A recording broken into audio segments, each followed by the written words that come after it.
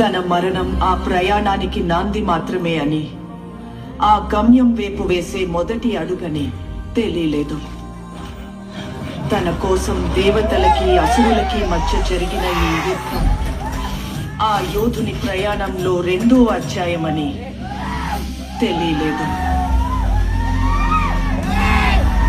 తప్పుకో విశాసురా, బాహుబలికి శిక్ష తప్పదు. సోదరా ఇంద్ర, నీకు బాహుబలి కావాలంటే నన్ను గెలిచి తీసుకో.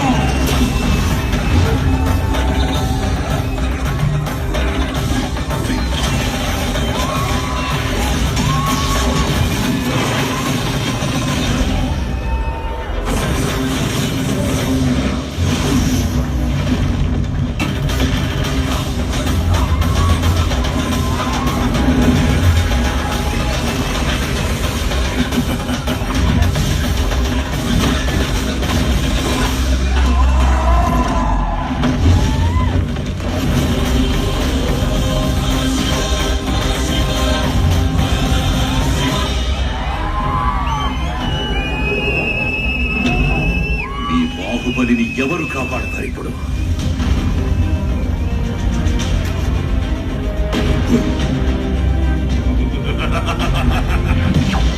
జై మహాకాల!